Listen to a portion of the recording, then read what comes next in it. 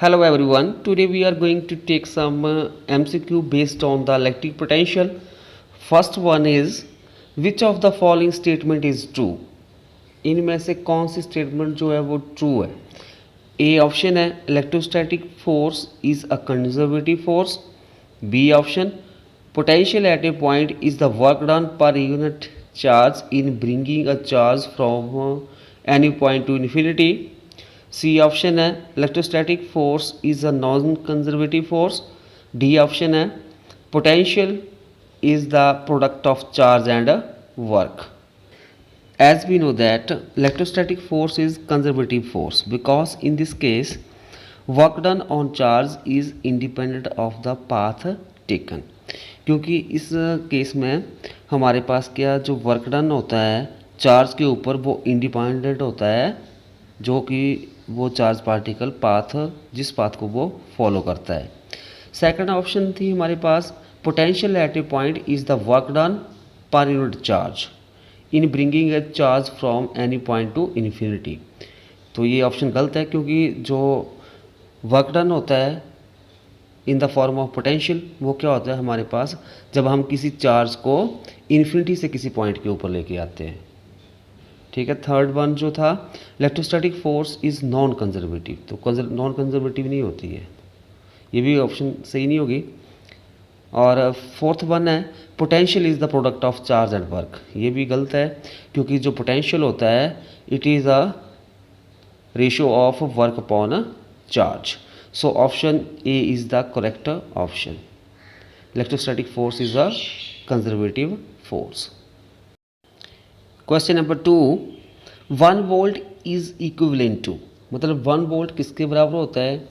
यहाँ पे जो 1 वोल्ट है उसके लिए यूनिट्स दिए गए हैं.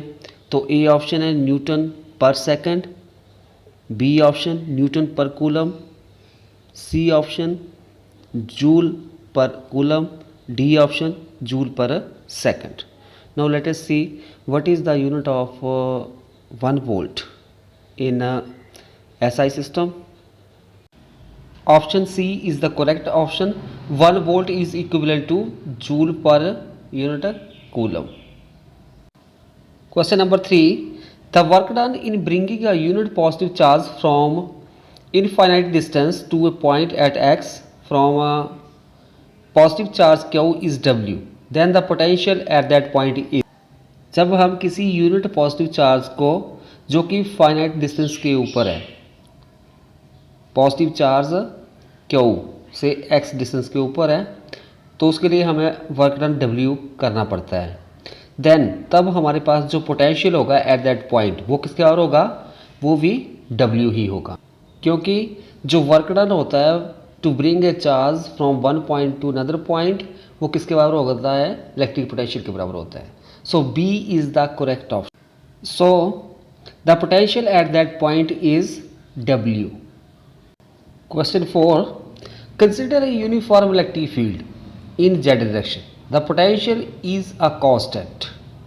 A option for any x for a given z, B option for any y for a given z, C option on the plane xy for a given z, D option all of these. Question में given है कि जो uniform electric field है उसकी direction along Z axis है, तो जो potential होगा वो कांस्टेंट होगा किस डायरेक्शन में. तो उसके लिए हम देखते हैं as the electric field in the Z direction is uniform equipotential surface are in X Y plane. तब आपके पास जो इक्विपोटेंशियल सरफेस होगा वो एक्स बाई प्लेन में होगा. Has the potential for given Z is constant on X Y plane for any X in this plane and for any y in this plane, so all are correct. So D option is the correct options, all of these. Question number 5, equipotential surface A option are closer in region of large electric field compared to region of lower electric field. B option will be more crowded near sharp edges of a conductor. C option will always be equally spaced. D options are both A and B are correct. Equipotential surface means ऐसा surface जहां पे every point के ऊपर जो potential की value same रहे। जैसा कि हम जानते हैं जो इक्विपोटेंशियल सरफेस होता है वो क्लोज होता है अगर वहाँ पे उस रीजन में लार्ज इलेक्ट्रिक फील्ड हो in comparison of region of lower electric field. और साथ में जो इक्विपोटेंशियल सरफेस होता है वो आपके will be more crowded near sharp edges of a conductor. So both A and B are correct, so D is the correct option. Question number 6, in a region of constant potential, ऐसा region जहाँ पे potential constant हो। A option है the electric field is uniform, वहाँ पे क्या electric field uniform होती है। और बी ऑप्शन है the electric field is zero, वहाँ पे क्या जो इलेक्ट्रिक फील्ड है जीरो होगी। सी ऑप्शन है there can be no charge inside the region, वहाँ पे उस रीजन में कोई चार्ज नहीं होगा। डी ऑप्शन है both B and C are correct. As we know that in a region of constant potential, the electric field is zero. There can be no charge inside the region.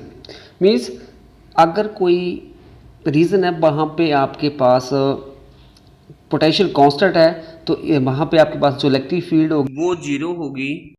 और साथ में there can be वहाँ पे no charge inside the reason.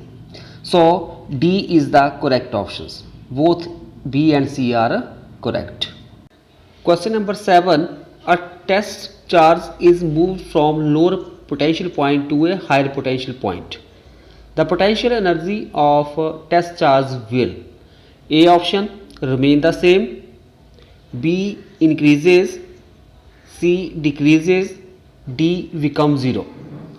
अगर हम किसी test charge को move करवाते हैं lower potential to higher potential point तो उसकी जो पोटेंशियल एनर्जी होगी टेस्ट चार्ज की वो सेम रहेगी या इंक्रीज़ होगी या डिक्रीज़ होगी या ज़ीरो होगी। जैसा कि हम जानते हैं जो एनर्जी होगी हायर पोटेंशियल के ऊपर ज़्यादा होगी in comparison of low potential. So जब हम टेस्ट चार्ज को मूव करवाएंगे lower potential to higher potential उसकी जो पोटेंशियल एनर्जी होगी वो इंक्रीज़ होती जाएगी। बिकॉज जब हम किसी टेस्ट चार्ज को एक पॉइंट से दूसरे पॉइंट के ऊपर लेके जाते हैं तो उसके लिए हमें वर्क डन करना पड़ता है और वर्क डन किस तरह होता है in the form of potential energy. So B option is the correct option. When we can place a test charge from lower potential to higher potential then its potential energy will increase. Question number 8, an electric dipole of moment P is placed in a uniform electric field E, then जब हम किसी electric dipole को जिसकी moment P है place करते हैं uniform electric field E में तो उसके ऊपर क्या होता है जो टॉर्क एक्ट करती है वो किसके बराबर होती है P vector cross E vector and the result force on the dipole is zero. और जो रिजल्टेंट फोर्स एक्ट करेगी किसके ऊपर डायपोल के ऊपर वो ज़ीरो होती है। So in this question B option is correct. Here first and third are correct and second is wrong. Question number 9, if a conductor has a potential V is not equal to 0 and there are no charges anywhere else outside, then अगर हमारे पास कोई conductor है जिसका potential zero नहीं है और उसमें जो कंडक्टर है उसके आउटसाइड ही चार्ज है और कहीं पे चार्ज नहीं है तो ए ऑप्शन दी गई है there must be charge on the surface और इनसाइड इटसेल्फ। तो वहाँ पे जो इनसाइड पे तो कोई चार्ज ही नहीं होगा आउटसाइड द सरफेस होगा। ये ऑप्शन भी करेक्ट नहीं है। बी ऑप्शन है there can not be any charge in the body of the conductor, तो ये भी ऑप्शन सही नहीं है। सी ऑप्शन है there must be charge only on the surface, वहाँ पे ओनली चार्ज कहाँ पे होगा सरफेस के ऊपर होगा। ठीक है, so here C option is the correct option. There must be charge only on the surface if a conductor has a potential which is not equal to 0 and there are no charge anywhere else outside. Question 10. Which of the following statement is false for a perfect conductor? A option है the surface of the conductor is an equipotential surface, तो ये भी आपके पास option सही है, correct है। दूसरा option B the electric field just outside the surface of a conductor is perpendicular to the surface. जो इलेक्ट्रिक फील्ड होती है आउटसाइड द सरफेस वो परपेंडिकुलर ही होती है किसके, to the surface. Third C option है the charge carried by a conductor is always uniformly distributed over the surface of the conductor. जो चार्ज जो है कोई भी कंडक्टर जो कैरी करता है वो ऑलवेज हमारे पास डिस्ट्रीब्यूट होता है over the surface of the conductor. So D जो ऑप्शन जो है नन ऑफ दिस, तो यहाँ पे डी ऑप्शन आएगी क्योंकि जो ये तीनों स्टेटमेंट है ए और बी सी वो कंडक्टर जो है सेटिस्फाई करता है। So D is the correct option, none of these. Question number 11 dielectric constant for a metal is A option 0, B infinite, C 1, D 10। Question में गिवन है जो डाइलेक्ट्रिक कांस्टेंट होता है मेटल का वो क्या 0 होता है, इनफाइनाइट होता है, 1 होता है या 10 होता है। As we know that dielectric constant for a metal is infinite, so B is the correct option. जैसा कि हम जानते हैं डाइलेक्ट्रिक कांस्टेंट होता है मेटल का वो इनफाइनाइट होता है, so B option is the correct option. The dielectric constant for a metal is infinite.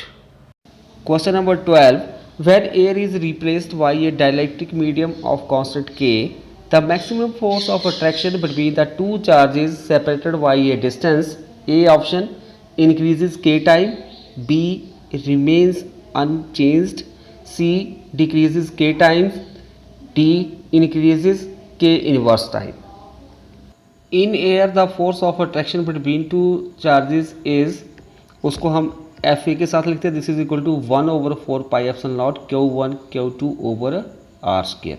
जब दो चार्जेस के बीच हमारे पास एयर होगी और उनके बीच जो फोर्स ऑफ अट्रैक्शन होगी वो किसके बराबर हो जाएगी, F A is equal to 1/4 pi epsilon naught Q1 Q2 over R square. In dielectric medium the force of attraction between the two charges is F D is equal to 1/4 pi K epsilon naught Q1 Q2 over R square. This is equal to FA over K. So the force decreases K time. जब दो charges के बीच हम dielectric medium डालेंगे जिसका constant K है, तो हमारे पास जो फोर्स हो जाएगी in dielectrics is equal to 1/4 pi K epsilon naught Q1 Q2 over R square, और ये किसके बराबर हो जाएगा, this is equal to F A over K। So the force decreases K times.